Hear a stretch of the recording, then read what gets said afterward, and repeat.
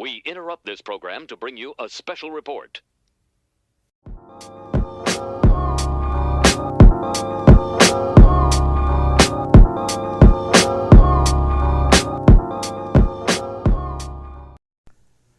What's good, everybody? Welcome to another edition of the Unscripted 101 podcast. This is, or AKA, now introduced as U1, the U1 podcast. I'm your host, DJ Briscoe, and this is going to be the Wildcard wrap-up edition here. I'm just going to give you my take on the Wildcard. One of the things that's interesting, you hear all the analysts and all the podcasters, NFL Hall of Famers, so-called, analysts and all this stuff. And my thing is to keep it real and just give my opinion, not criticize, because we have a lot of people criticizing and throwing under the bus. Professional sports is a very passionate thing. A lot of people are passionate about sports, and some people take it to the extreme. So, the first thing I'm going to do is I'm going to give you all my picks for the weekend, my picks for this past weekend. I'm going to keep it as real as I always, because that's what it's about. And on Unscripted, it's all unscripted. There is no makeup. There's no this and that and little pieces of paper, suit and tie. I just grab the mic, start speaking, and then the rest is history. So my picks for this weekend. So I had Houston, Miami, Detroit, Buffalo, Tampa, and Green Bay. And I know that these picks were based on a lot of things. I'll start off with Houston. I just felt that they were at home, they had things going, and CJ Stroud, sorry, that's Sprout, my apologies. CJ Stroud is going to be very special. There's something special about him. D'Amico Ryan's just happy for another black coach to get an opportunity to do great things. By the way, shout out to Gerard Mayo for getting the Green Bay job. And hopefully Antonio Pierce gets a job in LA. Yeah, I'm going to do that because that's what I do. I support all my black coaches. Mike Tomlin, Todd Bowles, but I'll get to him later on in the show, in the podcast. But yeah, I picked Houston. I felt that they had the better team. Things were rolling. They knew what they wanted to do. They had home field, and they did what they had to do. My take on that game simply was they did what they had to do, and they're moving on to Baltimore. So we'll see how that goes. It's going to be a tough matchup, but anything could happen. Houston could win that matchup, so keep your eyes out on that. Okay, Miami and KC. Why did I pick Miami? Very simple. I felt Miami had the running game with Hassan and Raheem Mostert, and of course Tyreek Hill with his all-world speed. I felt that Miami had a game plan. They came in. I don't trust Tua. Anybody that knows me, I've never trusted him. I look at him as a C- quarterback. This is not a personal shot towards him personally. This is just a professional and honest opinion based on what I've seen from him. He's a C- quarterback. So I felt, you know what, these guys can come into KC, run it down their throats. KC was in disarray, and I felt it would have been a close game, like 28-24 or 31-28. I didn't think it was going to be a blowout. And Tyreek Hill, of course, got his touchdown, so that didn't surprise me because, him knowing that field very well, playing there. But Miami just looked out of sync. They didn't look like they were ready, and it just showed from top to bottom. And the results showed as, KC pulled off the 26-7 win. So Detroit and LA, that game was interesting because I felt like, although I picked Detroit, I felt Stafford could pull it off based on the fact he spent a lot of years there. He knows the field. He knows, the ins and outs. But Jared Goff had a chip on his shoulder, and the way that relationship ended in LA, I just felt like there was something there.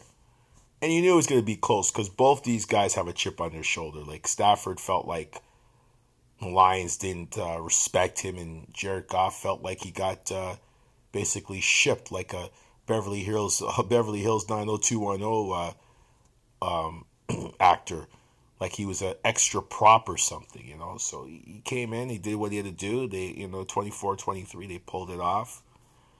I'm going to go to Buffalo and Pittsburgh. Buffalo is my preseason Super Bowl pick, and I'm sticking to it. I still feel they're going to make the Super Bowl against the 49ers. I know I hate the 49ers with a passion, but, when I look at complete teams, or I look at teams with grit, Buffalo's one of them. I know Josh Allen could be typical Kirk Cousins and Brett Favre once in a while with those ridiculous interceptions. He's always got a couple in him.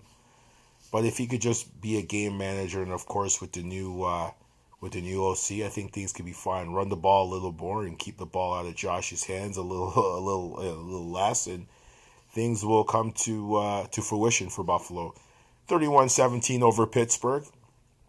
Not bad.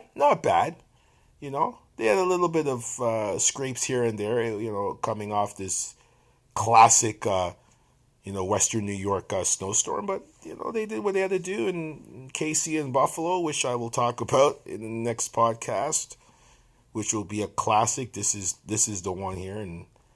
But the next order of business, the Packers and Cowboys. Now, most of you thought I would leave this for last because of the Cowboys and how people feel now. I'm going to save the best for last. The Cowboys. What to say? They just were ill-prepared. I don't know if it's a curse. I don't know. A lot of people have said the Cowboys are cursed based on the way Jerry Jones has, done business, the way him and Jimmy Johnson's relationship ended, the way him and Bill Parcells' relationship ended, the way he brought in Barry Switzer. Some people say it's the curse of the 57, situation in Arkansas. That's for another day.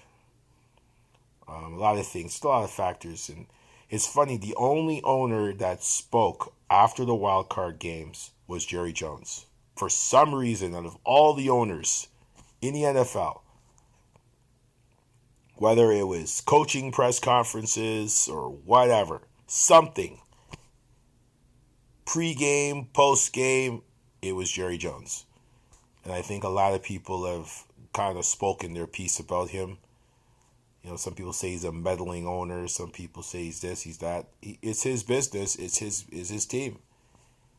If he wants to sit on the field, he has a choice. But at the end of the day, as I always state, you got to come to a point as an adult where you have to ask yourself, am I in too much? Where do I need to separate myself and allow these people to do what they're doing that I've hired? It's like letting a child grow up and go out and live his own life.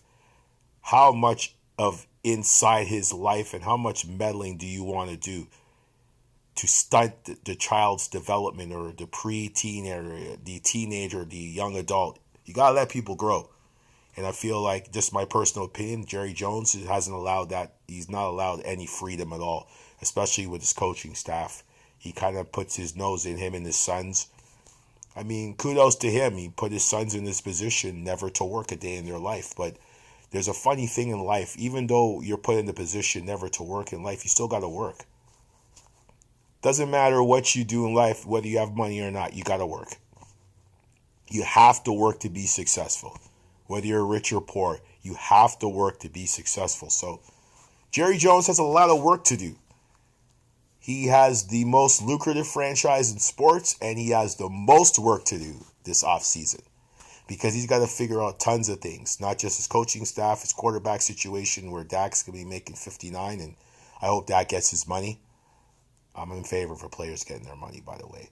And just the roster, and find out where guys' heads at, because the defense in that game, and Dan Quinn, they were just in disarray. Like, it was just a classic example of, where are you?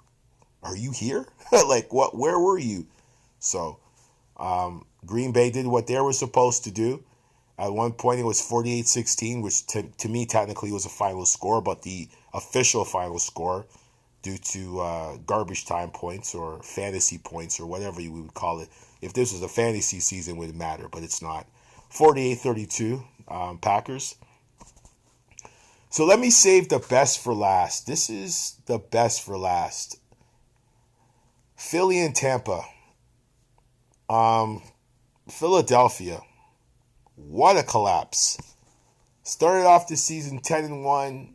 A lot of talking, a lot of this, that, and the third. And I mean, the last few games, I mean, the KC game, they barely survived. There's a lot of games they scraped out of. And I always say in life, just because you win doesn't mean there's things to improve on. A lot of people don't understand that. You can't just not review it and go over game film. You got to. Whether you win by 20 or you lose by 20, or you win by 2 or you lose by 1. You gotta go through. And I feel like Philly was just cruising. I really feel that they were cruising, folks. And I'll say this. Cruising will find you the lake. You will find the lake and you will sink every time you cruise. I've never been wrong on that.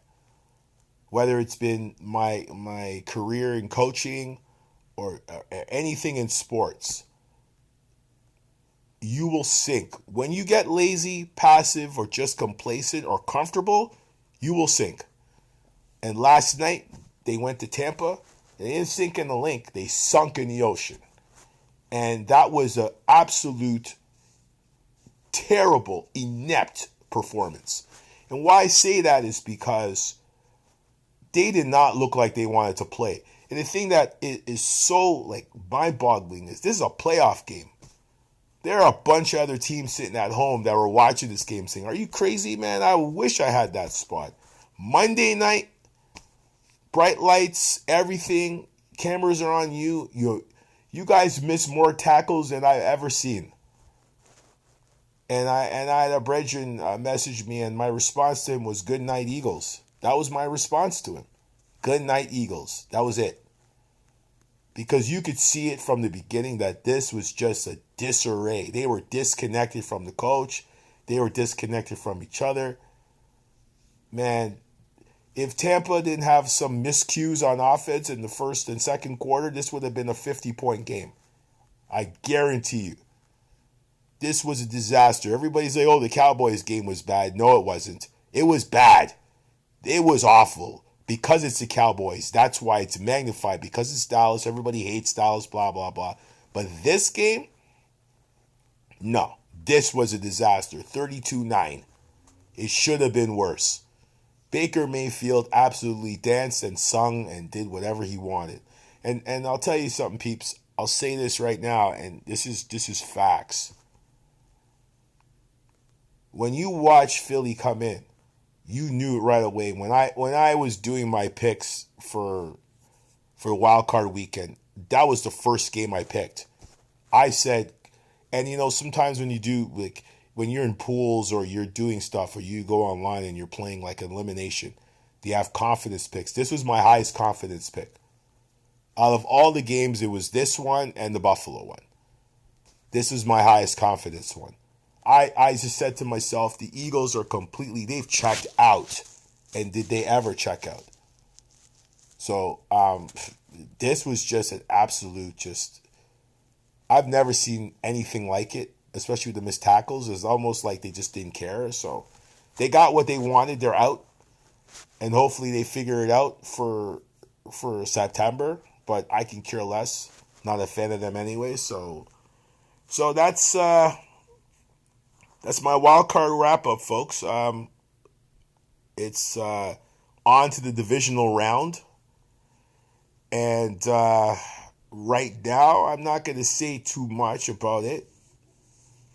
But I will say that it's going to be very interesting and very intriguing.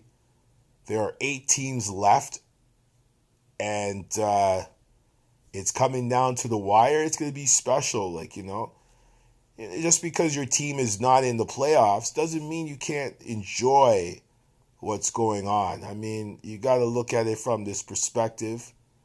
Right now, we got 2 black coaches in the playoffs. Shout out to Todd Bowles and D'Amico Ryans. They're in the playoffs and they're doing great things, and then you got the old head Andy Reid. He's the last of the old heads. As you guys could see, they've been cleaning out all the old heads in the NFL.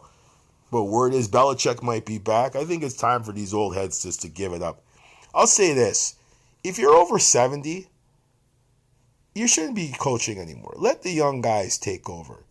Be an advisor or something. Like, stay away from this. Like, come on. Like, there's a time you got to quit. Like, seriously. That's just my thing. This baby boomers sticking around in their it's an annoyance of biblical proportions. Like, stay away. Like, it's over. But anyways, on that note, I've said enough. Once again, this is another edition of the Unscripted 101 podcast, and aka U1. I'm DJ Briscoe, aka Briscoe, aka whatever you want to call me.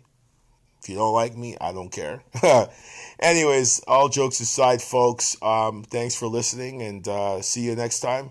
Respect. Take care of yourselves. Peace.